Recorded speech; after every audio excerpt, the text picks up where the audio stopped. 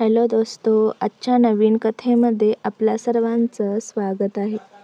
आजच्या नवीन कथेचं नाव आहे पुनर्मिळवणी. गावात आज घरात लगबग होती. घरभर फुलांचा सुगंध, मंडपात झालेली सजावट, गाण्यांच्या तालावर नाचणारी माणसं आणि मधोमध वधू आर्या. तिच्या लग्नाच्या पेहराव्यात सुंदर दिसत होती. वडील वसंत देशमुख अंगणात उभे होते. 50शी ओलांडलेला चेहरा, पण डोळ्यात काहीतरी खोल दडलेलं होतं. प्रत्येक हसऱ्या क्षणात एक वेगळी शांतता होती. जणू काही त्यांनी आयुष्यभर सांभाळलेलं एखादं गुपित आजही मनात घट्ट बंद करून ठेवलं होतं. आर्याचं लग्न शहरातल्या प्रसिद्ध इंजिनियर रुद्राशी ठरलं होतं. सगळं व्यवस्थित चाललं होतं, पण लग्नाच्या मुहूर्ताच्या थोडं आधी एक अनोळखी व्यक्ती मंडपात आला. साधा सूट, हातात एक पिशवी, डोळ्यात वेगळीच ओळख आणि वसंतकडे पाहत तो माणूस म्हणाला, "शेवटी तू वचन पाळलंस." वसंत क्षणभर थबकले. चेहरा फिकट झाला, हात थरथरले. कोणीच लक्ष दिलं नाही, पण त्यांचं मन भूतकाळात कुठेतरी हरवलं. लग्नाची गडबड संपल्यावर वसंत त्या माणसाला आत घेऊन आले. खोलीत शांतता पसरली होती. "तू इथे कसा आलास? तू परत येशील असं वाटलंच नव्हतं, शंकर." वसंतचं बोलणं तुटक होतं. तो माणूस म्हणजे वसंतचा हरवलेला भाऊ शंकर देशमुख हळूच हसला. "भाऊ, इतकी वर्ष झाली, पण आज जेव्हा मुलीचं आमंत्रण पाहिलं तेव्हा आलोच पाहिजे असं वाटलं. शेवटी तू दिलेलं वचन पूर्ण केलंस आणि मी माझं." वसंतच्या डोळ्यात पाणी आलं, पण तो गप्प राहिला. वर्षानुवर्ष कुणालाच ठाऊक नव्हतं, वसंतचा एक भाऊ होता आणि तो अचानक गायब झाला होता. 1995 साली दोघं भाऊ एकत्र शेतमजुरी आणि छोटं दुकान चालवत होते. एक दिवस गावातल्या एका श्रीमंताच्या मुलाचा अपघाती मृत्यू झाला. पोलिसांना संशय आला की तो अपघात नव्हता आणि शंकरवर खोटे आरोप ठेवले गेले. खरं तर त्या मुलानं एका गरीब मुलीचं जीवन उद्ध्वस्त केलं होतं आणि शंकर तिच्यासाठी उभा राहिला होता. त्याच झटापटीत मुलगा पडून मेला. गुन्हा शंकरवर गेला.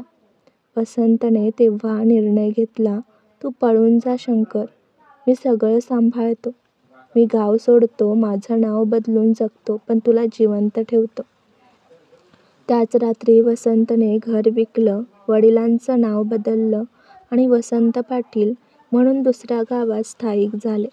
पत्नी आणि मुलगी आर्या ह्यांना त्यांनी सत्य कधी सांगितलंच नाही. सगळं भूतकाळ दडवून टाकला. आज 30 वर्षांनंतर शंकर परत आला होता. आर्याचं लग्न पाहायला. त्यांच्या डोळ्यात ना अपराधभाव होता ना राग, फक्त एक समाधान. "भाऊ, तू वचन पाळलंस, मला वाचवलंस, पण त्या दिवसापासून तू स्वतःला शिक्षा दिलीस." शंकरचं बोलणं ऐकून वसंत गप्प झाला.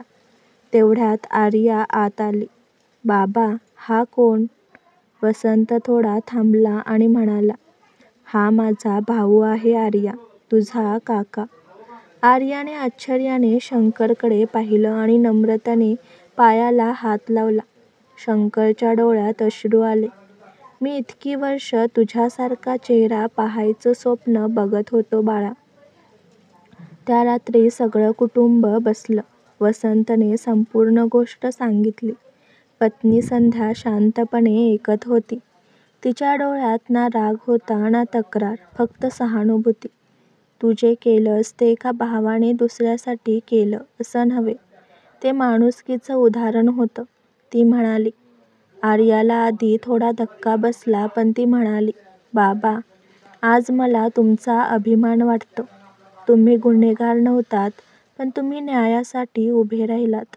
त्या रात्री शंकरने आपल्या पिशवीतून एक छोटा बॉक्स काढला. आत जुने फोटो होते. 2 भावांचे, लहानपणी शेतात उभे असलेले. "हा फोटो ठेव भाऊ. आता लपवू नकोस. सत्य लपवलंस तरी ते कधीच मरत नाही." आज तुझ्या मुलीच्या लग्नात मी पाहिलं ते सत्य पुन्हा जिवंत झालं. दुसऱ्या दिवशी शंकर पुन्हा निघून गेला. वसंत गेटवर उभा राहिला. पुन्हा भेटू का आपण? शंकर हसला. आता लपून नाही भाऊ, यावेळी आपल्या मुलाने, कारण आता माझं ओझं तू हलकं केलंस.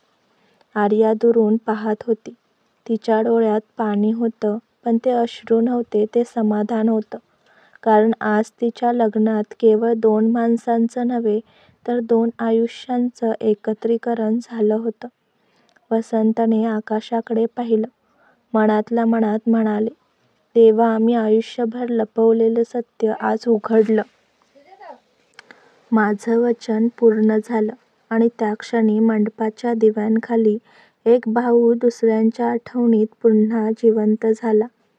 कधी कधी आयुष्य वाचवण्यासाठी सत्य लपवावं लागतं, पण जेव्हा वेळ येते तेच सत्य आपल्याला मोकळं करतं आणि तेच असतं शेवटी पाळलेलं वचन.